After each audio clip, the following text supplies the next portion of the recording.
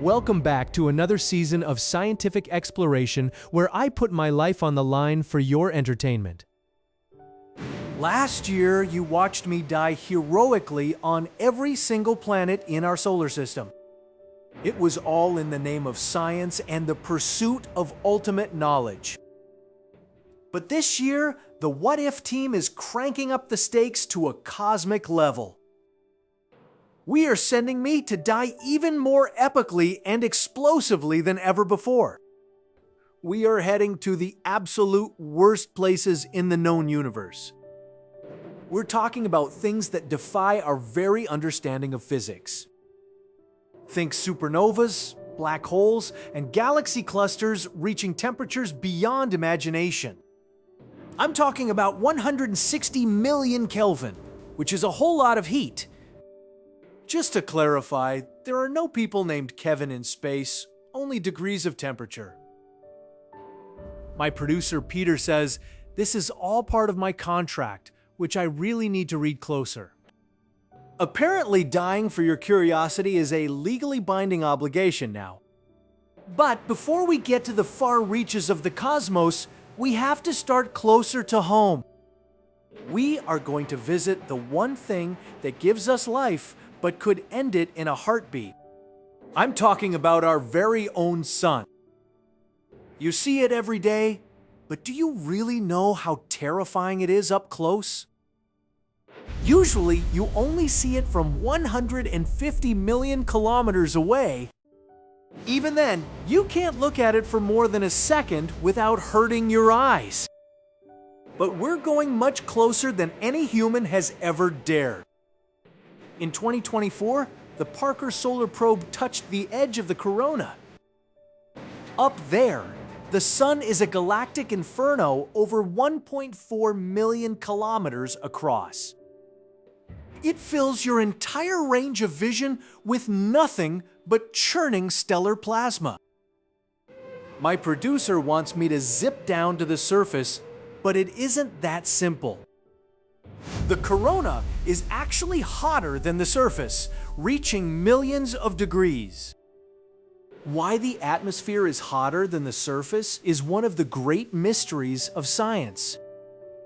Also, the radiation and solar wind would fry any normal ship instantly.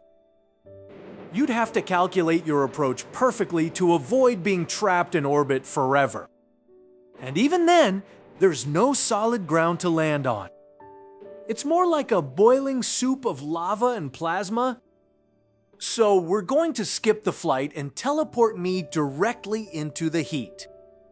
Peter thinks I might last 5 seconds, but I'm not so sure. We'll have to watch this in slow motion to even see what happens.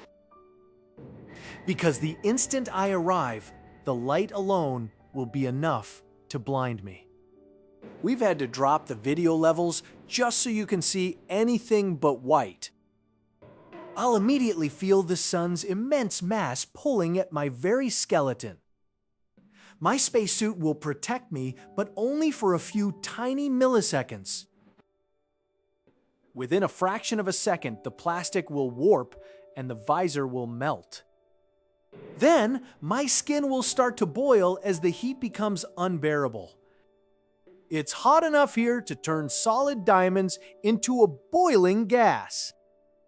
My body will suffer complete organ failure before I can even process the pain. But the sun is just the beginning, and much darker, hungrier things are waiting for me in the void. We are starting our journey close to home with the star that powers all life on Earth. The sun is a G-type main sequence star, but up close, it is a galactic inferno. Usually, humans stay 150 million kilometers away to avoid being vaporized instantly.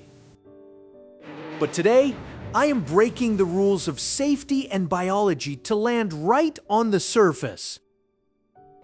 Rico, initiate the beam and send me to the photosphere immediately. The moment I arrive, the sheer brightness is enough to burn my retinas out. I can feel the gravity pulling at my bones with 28 times the force of Earth. My skeleton feels like it is made of lead as I struggle to even keep my head up. The temperature here is 5,500 degrees Celsius, and my suit was never meant for this. Within a fraction of a millisecond, the outer layers of my protective gear begin to char. I can hear the plastic of my life support systems bubbling and warping behind me. My visor is the next to go, softening as the gold coating begins to drip off like honey. This is hot enough to melt diamonds, so my human body stands no chance at all. The heat breaches my suit, and the air inside my lungs turns into a scorching steam. My skin begins to slough off as the subcutaneous fat boils beneath the surface. In less than 5 milliseconds, my entire nervous system is cooked beyond any recognition. A shockwave of boiling plasma hits me like a solid wall of lead. My bones are stripped of flesh and instantly carbonized by the thermal radiation. Within 10 milliseconds, my very atoms are converted into a cloud of hot gas. I have become one with the sun, a tiny speck of carbon in a sea of hydrogen. That was intense, but thankfully, I have a few more lives left in the budget. I think I still have a bit of solar flare in my teeth, Rico. But as hot as the sun is, it is nothing compared to the gravity of a black hole. We are heading toward Gaia BH1, the closest stellar mass black hole to our world. It is 1,500 light years away, but for our teleporter, it is just a second's journey. Black holes are the remnants of dead stars, living tombstones of once mighty giants. Once you cross the event horizon, the laws of physics as we know them simply cease to exist. My ship's computer is already screaming about the gravitational shear forces. Space itself is warping around me, bending the light of distant stars into strange circles. Look at that accretion disk. It is a whirlpool of gas moving at nearly the speed of light. The heat from that friction alone would kill most things, but I'm aiming for the center. We call the point of no return, the Schwarzschild radius. I can feel my body beginning to stretch as the gravity at my feet becomes stronger than at my head. My spine is clicking and popping as each vertebra is pulled apart by miles. This is the process known as spaghettification, and it is every bit as painful as it sounds. Time is slowing down for the outside world, but for me, the end is coming in a flash. Gravity finally wins, tearing my cells into individual atoms that fall forever into the void. Whew! That is a whole new definition of being stretched thin. But don't get too comfortable, because we have something even denser than a black hole coming up next. We are going to a neutron star, where the magnetic field alone can turn your blood into a weapon against you. After the blinding fury of the sun, the cold silence of deep space feels like a deceptive sanctuary. We are currently 1,500 light years from Earth, approaching the cosmic ghost known as Gaia BH1. This isn't a supermassive giant like the one at our galaxy's center, but a stellar mass black hole about 10 times the mass of our Sun. As the ship draws closer, the star it orbits begins to look like a distorted teardrop of fire. I can feel a strange, subtle tugging in my marrow that definitely wasn't there 5 minutes ago. The black hole itself is invisible, but its accretion disk is a swirling whirlpool of lethally hot gas.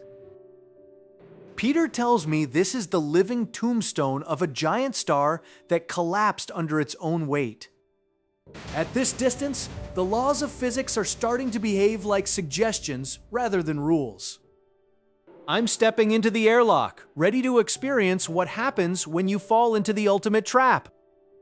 The ship's computer is screaming warnings about the Schwarzschild radius, but we're past the point of turning back. Outside, the universe is shrinking into a small, bright circle of light behind me. The gravity at my feet is already significantly stronger than the gravity at my head.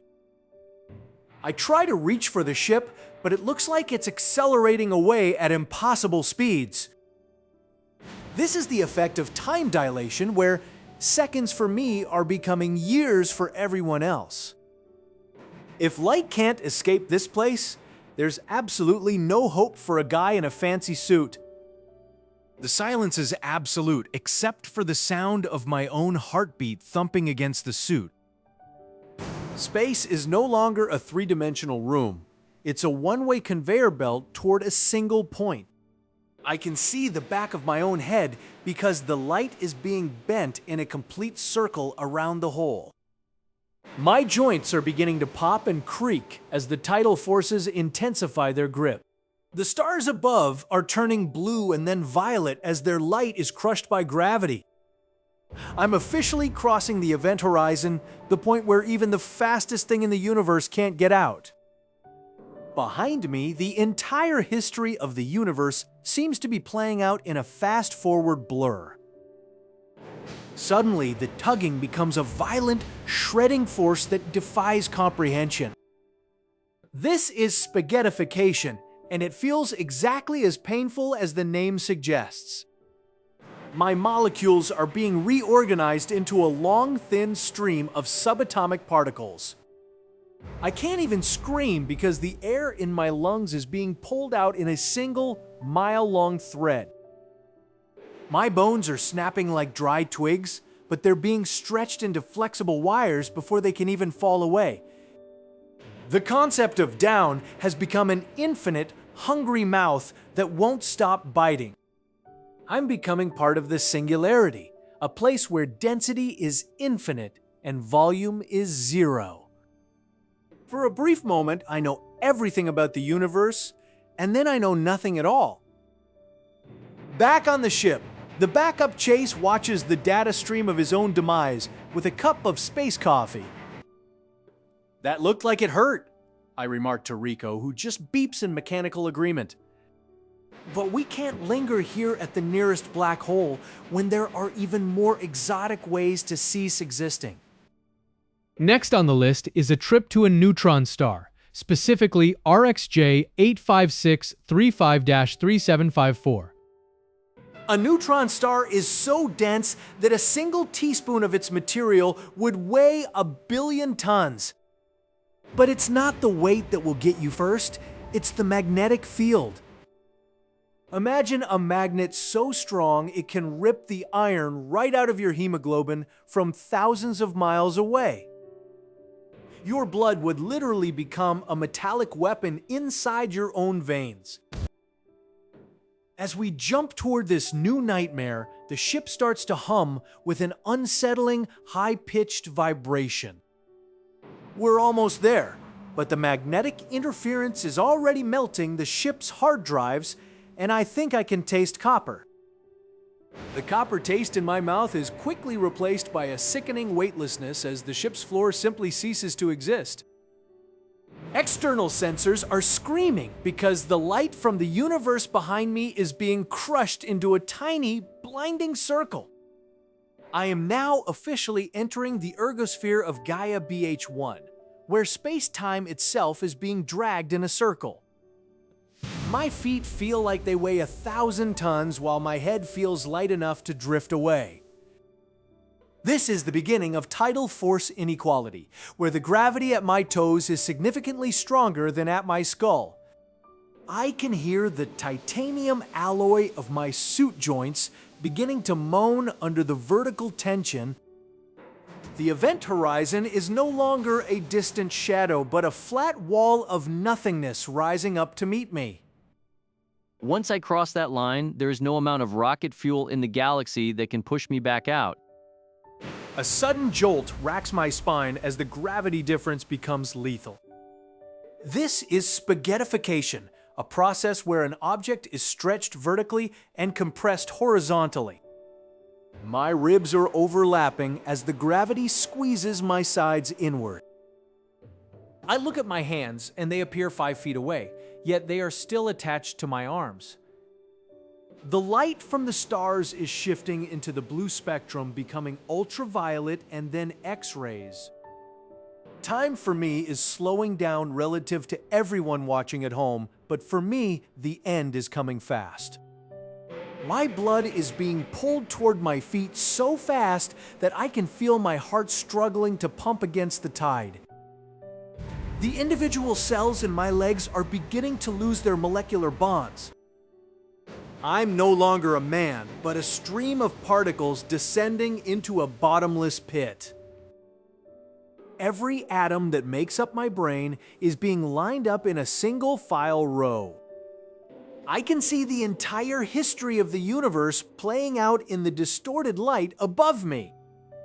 The vacuum of the black hole is silent, yet I hear the roar of my own atoms being torn apart. My nervous system is firing one last time as the synapses stretch beyond their limits. I have passed the point where the laws of physics as we know them still apply. My last thought is a simple observation. The center of a black hole is very, very small. Total silence follows as my matter is added to the mass of Gaia BH1. Rebooting simulation systems and rematerializing host for the next extreme environment. I really need to stop choosing destinations that turn me into a human noodle. Black holes are fascinating, but they are localized events compared to what happens when stars actually die. We need to talk about the leftovers, the things that remain when a massive star collapses but doesn't quite become a black hole. I'm talking about neutron stars, the densest objects in the universe that you can actually touch. Well, if you didn't mind being crushed immediately. I've set the coordinates for RxJ 185635-3754, a lone neutron star zipping through space. The magnetic field there is trillions of times stronger than Earth's, and it's already messing with the lab's equipment. I can feel the pull on my suit's metallic components already, even from across the light years. If the black hole stretched me out, this next one is going to turn me into a pancake. Neutron stars are basically giant atomic nuclei, and the physics there is even weirder than a black hole's edge. Wait, why is my vision turning into static before I even arrive? The magnetic field is literally ripping the electrons out of my suit's computer systems. I'm picking up speed, and the neutron star is glowing like a haunted marble in the dark. Its gravity is so strong that it's bending the light from the back of the star around to the front. I'm getting a reading on the surface temperature, and it's over 1,000,000 degrees. Something is wrong. The teleporter lock is failing, and I'm falling toward the surface much faster than planned. The teleporter's humming sound turned into a high-pitched scream as the reality anchors snapped. I slammed my fist against the manual override, but the controls had turned into useless molten plastic. Suddenly, the tunnel vanished, and I was dumped into the most terrifying void I had ever seen. There it was, RxJ 185635-3754. A sphere just 20 kilometers wide but heavier than the sun. I felt the weight of 1,000,000,000 tons pulling at my very marrow as I began to accelerate. The suit's internal speakers crackled with static as the magnetic field began to pulverize the electronics. My visor displayed a warning about magnetic strength before the screen turned into a web of cracks. Every atom in my body felt like it was being squeezed by a giant, invisible vice. A single teaspoon of this star's matter would weigh 1,000,000,000 tons on Earth. The magnetic field here is trillions of times stronger than Earth's, and it started to rip the iron from my blood. I tried to scream, but the air in my lungs was becoming too heavy to move. The surface of a neutron star is 10 billion times stronger than steel, made of pure, crushed neutrons. Within milliseconds, a barrage of X-rays and gamma rays began to dismantle my DNA. My skin began to boil not from heat, but from the raw energy of the radiation. The gravity was no longer a pull, it was a tidal force, stretching my legs away from my torso. This is the return of spaghettification, the process where gravity varies so much over a short distance that it tears matter apart. My bones snapped like dry twigs, but I couldn't even hear the sound in the vacuum. Every cell was being pulled into miles of subatomic silly string as I approached the surface. I was no longer a man. I was a stream of particles destined to become part of the star's crust. The pressure merged my protons with my electrons, turning me into the very neutrons I was studying. I felt a brief final moment of absolute density before my consciousness flickered out. Wait, the backup system? It actually worked, pulling my data out just as my body hit the surface. I materialized back on the ship, my spectral hands still shaking from the memory of the crush. Note to self, never go anywhere where the gravity can turn you into a linguine noodle. But Peter, if that star was just 20 kilometers wide, what happens when things get truly big? We're leaving the neighborhood of single stars and heading toward the ultimate car crash of the cosmos. Prepare yourself for El Gordo, a place where entire galaxies are smashing into each other at millions of miles an hour. The computer warns that the temperature there reaches 160 million degrees, which is a lot of heat for one person to handle. Hopefully they have good air conditioning in El Gordo, or I'm going to be more than just medium rare. This isn't just a star, it's a cosmic furnace where the very laws of physics are pushed to the breaking point. I feel the ship's hull beginning to vibrate as we enter the shock front of the cluster. The sensors are screaming, and the radiation levels are off the charts. If the shields fail now, I'll be vaporized before I can even see the first galaxy. We are talking about a collision so massive it makes a supernova look like a candle flame. Wait, the navigation system is locking up, and we're heading straight for the core of the collision. Peter, is the teleporter supposed to be glowing that shade of ominous purple?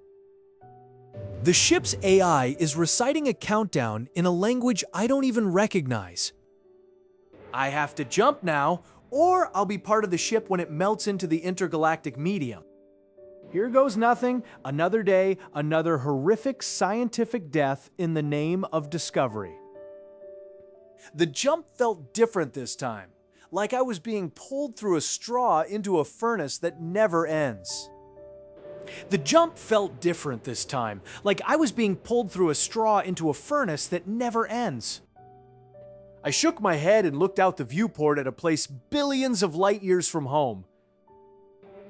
Peter's voice crackled through the comms, announcing our arrival at El Gordo. I couldn't help but laugh, thinking it sounded more like a guy who makes sandwiches for a luchador than a cosmic threat. But Peter wasn't joking. El Gordo is a massive collision of two galaxy clusters.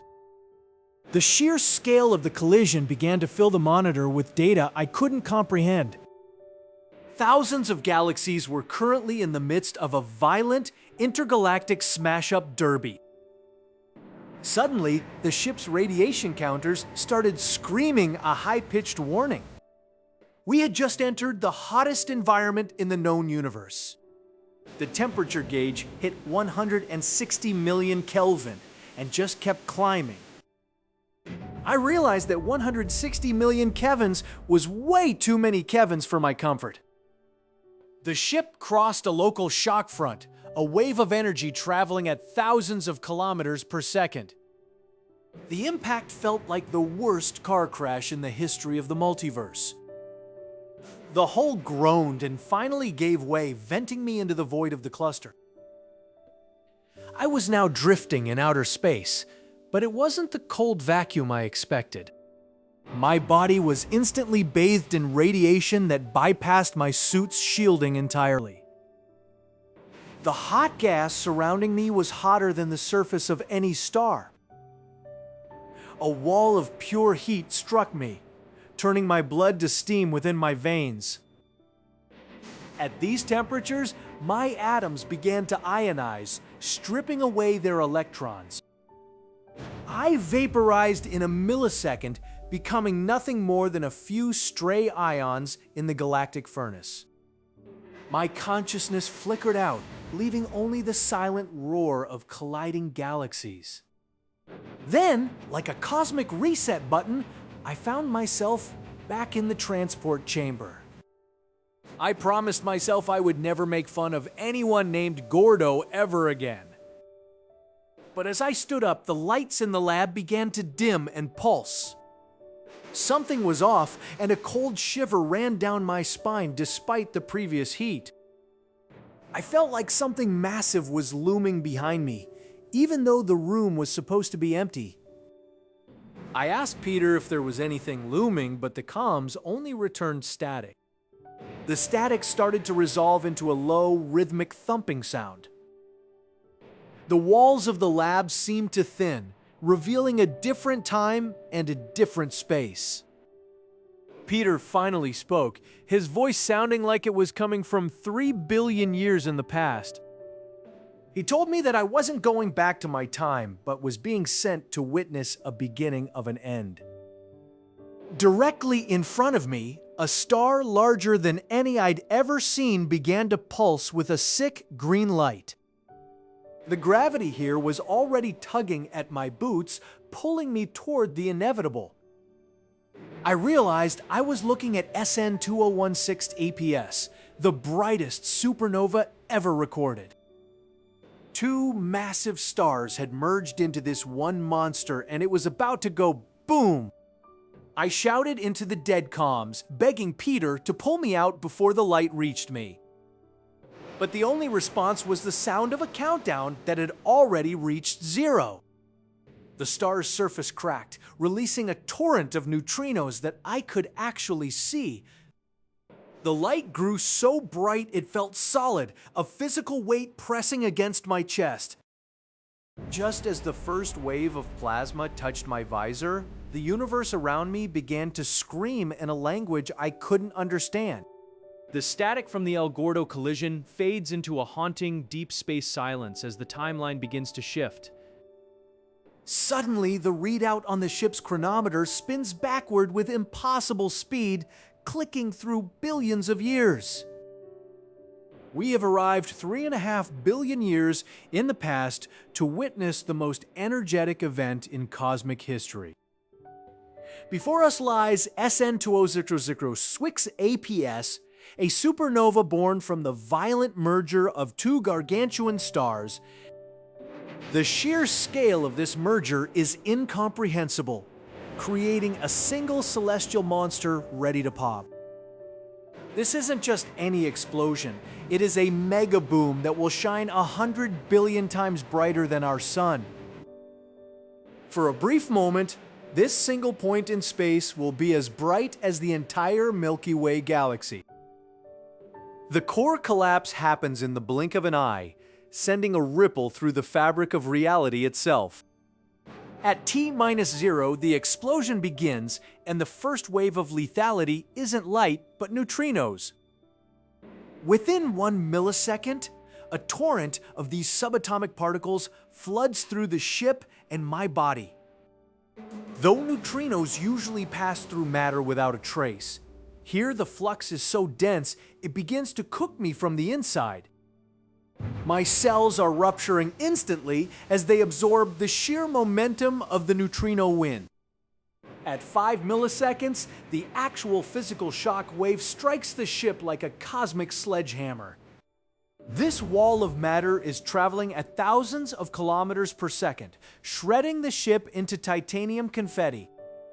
My body is torn apart before my pain receptors can even send a signal to my brain. This is the result of total annihilation, where matter is converted back into its base elements in a heartbeat. By 10 milliseconds, there is nothing left of the ship or me but scattered atoms carried away by the scorching plasma. My existence becomes a tiny part of the interstellar medium, destined to be recycled into future stars.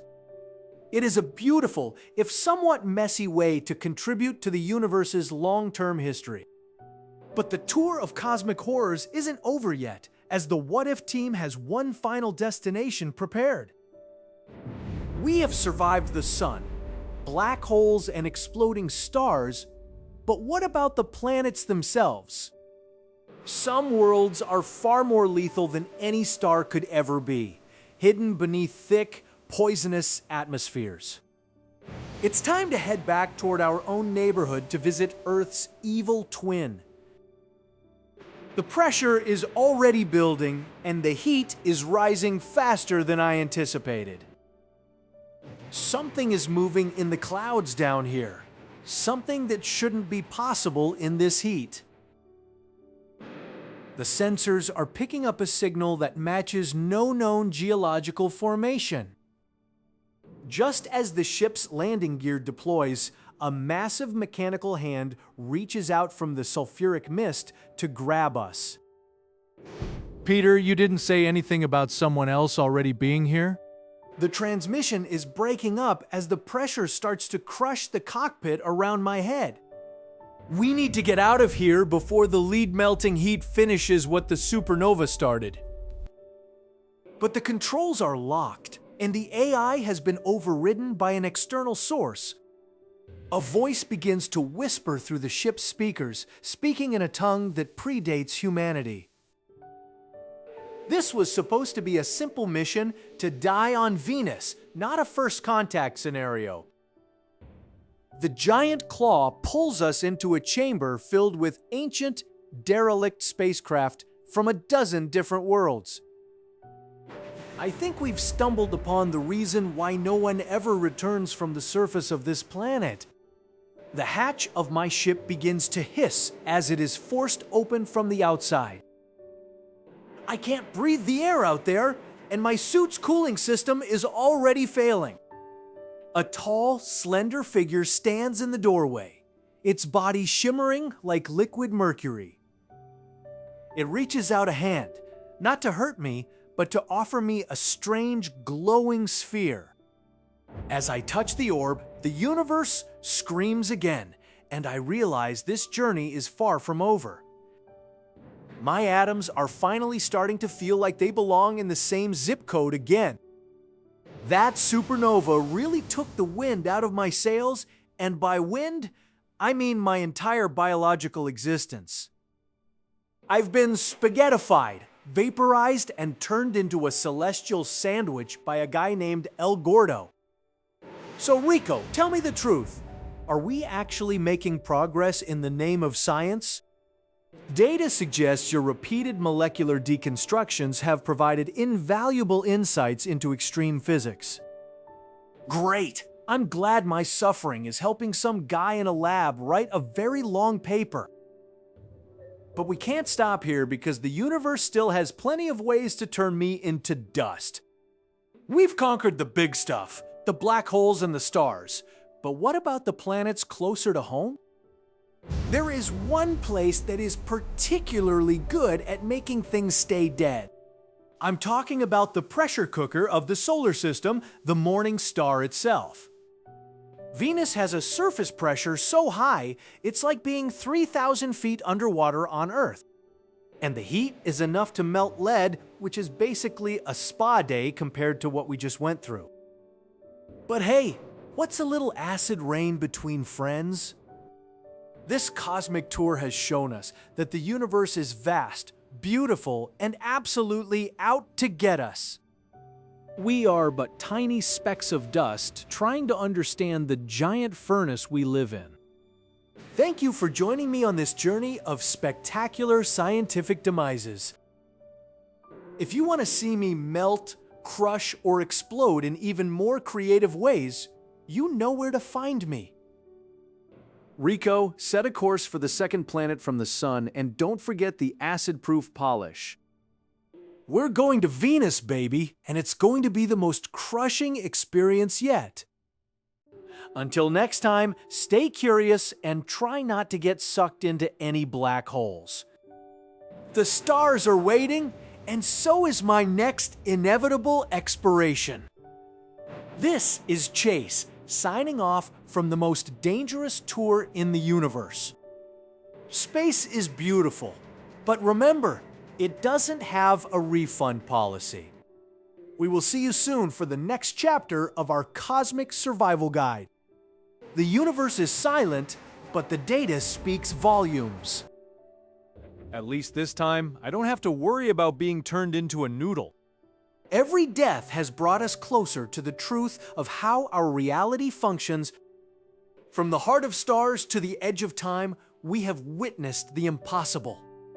And I've got the charred spacesuits to prove it. But don't worry, the what-if budget is practically infinite, just like the vacuum of space. Rico, initiate the planetary descent sequence for our next destination. Prepare for high pressure, high acid, and high quality scientific content. Next stop, the greenhouse effect on steroids, where the air is poison and the ground is a furnace. It's a tough job, but someone has to die doing it. Hopefully, the sulfuric acid doesn't ruin my hair under this helmet. The adventure continues beyond the stars we know. See you in the next life or the next video. This concludes the most terrifying things in the universe, for now. Science has never looked so good, or so deadly.